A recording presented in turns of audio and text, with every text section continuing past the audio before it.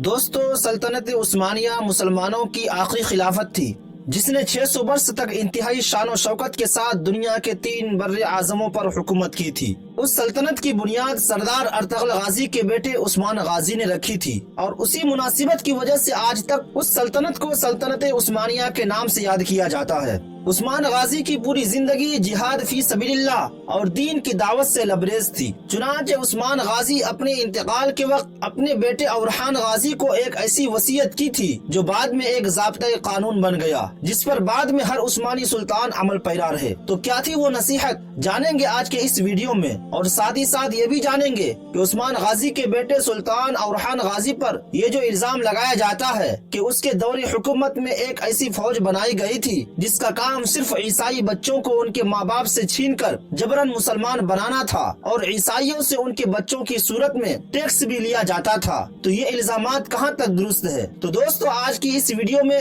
इन्हीं सारी चीजों के बारे में जानेंगे कि औरहान गाजी कौन था और वालिद उस्मान गाजी ने उन्हें क्या वसीयत की थी और उनके ऊपर ये जो इल्जाम लगाया जाता है तो ये कहाँ तक दुरुस्त है। दोस्तों, सुल्तान औरहान गाजी का जन्म 6 फरवरी 1281 ईस्वी में सुगूत में हुआ था और वहीं पर अपना बचपन गुजारा और साथ ही साथ अपने सिपाहगिरी और फन हर्ब के सारे हुनर अपने वालिद उस्मान गाजी से सीखी। जब उस्मान गाजी बिस्तर मर्ग पर पहुँचे तो अपने बेटे औरहान गाजी को कुछ वसीयत की जो बाद में चलकर एक ऐसा कानून बन गया कि हर उस्मानी सुल्तान उस पर अमल करते रहे। वो ये थे कि बेटा, किसी ऐसे काम में मसरूफ न होना जिसके करने पर परवरदिगार ने हुक्म ना दिया हो। जब भी सल्तनत के उमूर में कोई मुश्किल पेश आ जाए तो उलमाए दीन से मशवरा लेना और उनसे मदद तलब करना। ए बेटे, फरमा बरदार लोगों को एजाज से नवाजना, सिपाहियों पर इनाम इकराम करना, कहीं सिपाह और दौलत की वजह से शैतान तुम्हें धोखा में ना डाल दे। अहले शरीयत से कभी दूर ना होना।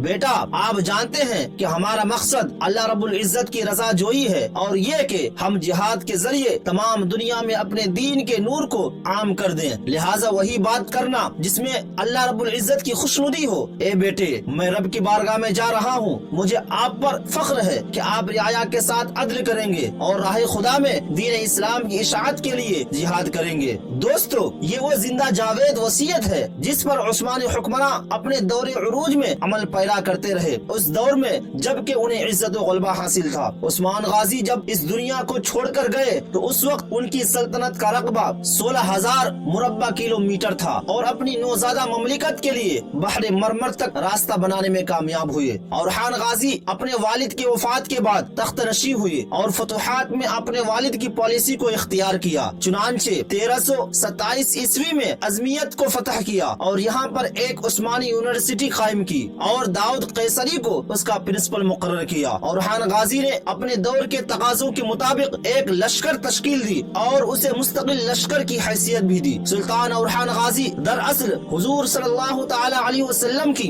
उस बशारत को पूरा करना चाहते थे जो उन्होंने उस दुनिया के बारे में दी थी। उसके लिए उन्होंने एक बहुत ही अहम हिकमत अमली तैयार की जिसका मकसद बाज़ंतीनी दारुल हुकूमत का एक ही वक्त में मशरिक और मगरिब से घेराव करना था। उस मंसूबे को अमली जामा पहनाने के लिए औरहान गाजी ने अपने बेटे सुलेमान पाशा को भेजा कि वो कुछ यूरोप में मौजूदा मकामात पर कब्जा कर ले। सुलेमान पाशा रात के अंधेरे में 40 घोड़सवारों के साथ यूरोपी किनारे पहुँच गए और वहाँ पर लंगर अंदाज रूमी कश्तियों पर हमला कर दिया और उन्हें अपने कब्जे में ले लिया। कब्जा के बाद वो कश्तियाँ मशरिकी साहिल पर ले आए। उसकी वजह यह थी कि उस वक्त उस्मानियों के पास बहरी बेड़ा नहीं था क्योंकि उनकी सल्तनत अभी इब्तिदाई मराहिल में थी। मशरिकी साहिल पर पहुंचकर सुलेमान पाशा ने अपनी फौज को हुक्म दिया कि वो उन कश्तियों पर सवार हो जाएं और यूरोपी साहिल तक पहुंच जाएं। तो ऐसा ही हुआ। मुसलमान यूरोपी साहिल पर पहुंचे और किला तरनुब की बंदरगाह गेली पोली पर कब्जा कर लिया जिसमें जना कला, एबसाला और रूदास्तु के किले वाक़े थे। ये सारे शहर और किले तंग डेरोनिल पर वाक़े थे और जुनूब से शुमाल तक दूर दूर तक फैले हुए थे।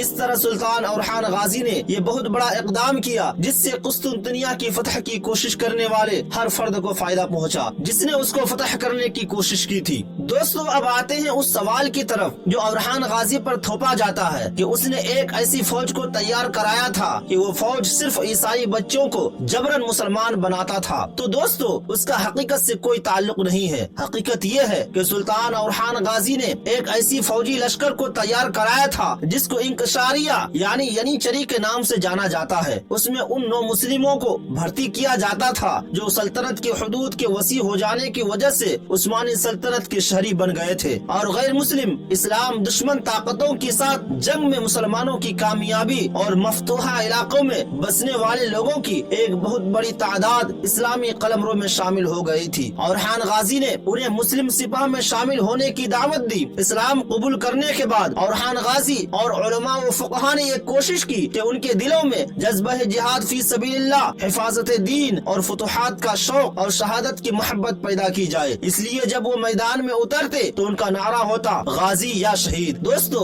उस फौज की हकीकत ये है, लेकिन यूरोपीय राइटरों ने इस हकीकत को तोड़ मोड़ कर अपनी किताबों में जिक्र किया और ये झूठ फैलाने की कोशिश की कि उनके दौर में ईसाई बच्चों को जबरन मुसलमान बनाया जाता था। ये सिर्फ सल्तनत उस्मानिया को बदनाम करने की कोशिश है और कुछ नहीं। तो दोस्तों, आज की इस वीडियो को हम यहीं पर खत्म करते हैं। अगर वीडियो अच्छी लगी हो तो वीडियो को लाइक करें और अगर आप हमारे चैनल पर नए हैं तो चैनल को सब्सक्राइब करते हुए बेल आइकन को जरूर दबाएं। मिलते हैं फिर एक नए वीडियो के साथ। खुदा हाफिज।